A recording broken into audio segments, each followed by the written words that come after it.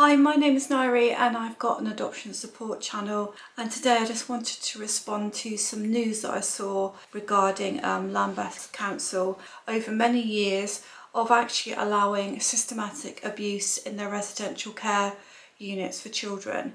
People always get shocked when these sorts of stories come out, but I want to explore today why these things happen over and over again. And my view on this is children still don't really have a voice, in my opinion. The reason why they don't have a voice, whether we like it or not, children are very much seen as lesser beings than adults. That's not my view, obviously, that's not my view, but I think the reality is that society still doesn't allow children to speak up and have a voice.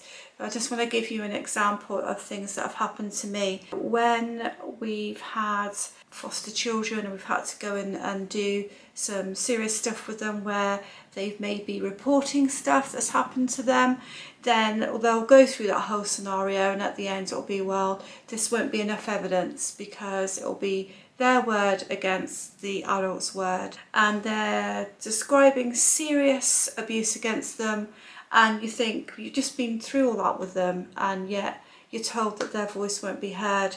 As you look at the different groups in society and how they're marginalised, nothing really changes, and I think that's because the power games always happen amongst society.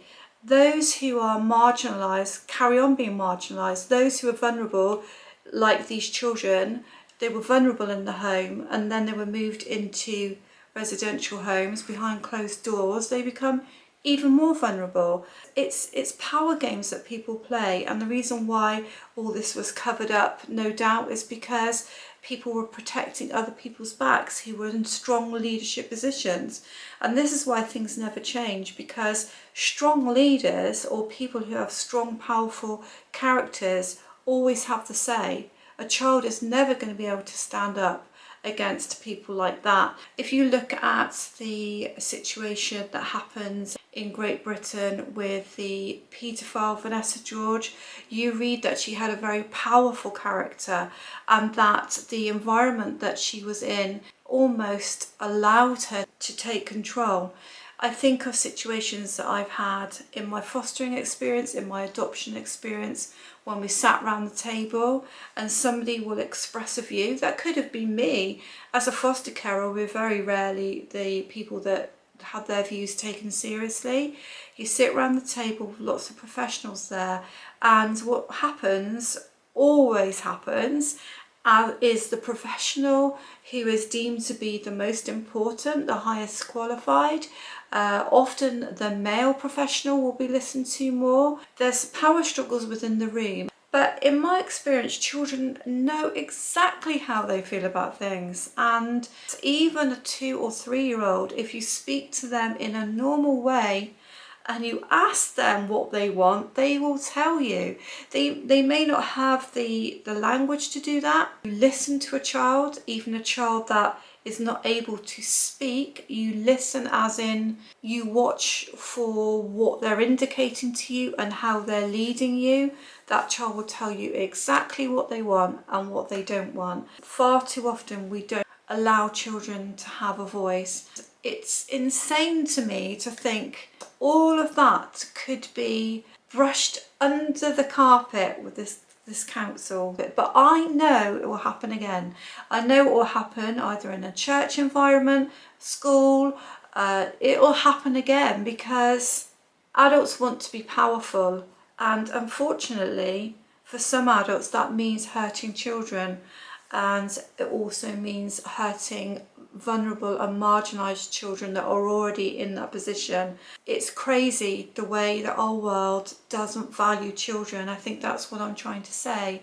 Now, I hopefully am speaking to some potential adopters or adopters out there, and I appreciate that you really want a child or really love your child, so of course I'm not aiming this at you in a way, but I think that as foster carers or adopters we need to be aware of how our children can be marginalised and brushed over. And you would think, wouldn't you, because that they've been through a tough time already, that society would be ready to welcome them with open arms and to give them the support that they need to have. But I have to tell you, that's not always the case. And many a time you're going to be fighting for your children to get what they need when you shouldn't have to. And it just is really a spin-off of almost adults seeing that those who have wealth, who have knowledge, intelligence, of almost have it made, then they get the extra on top. And those that are marginalised and vulnerable just are of no import to society. And yet, those children from that council, or those children that have been already neglected, abused or abandoned or whatever, have ended up homeless, those are the ones with the life experiences to offer us. Those are the ones that, if we give the chance, can change our society and make it better for the future. Can actually, if we gave them a voice, those are the ones who would tell us what we need to do.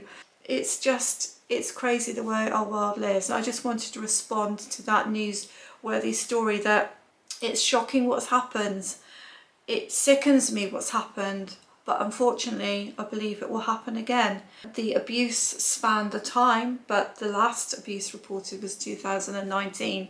It's not very long ago.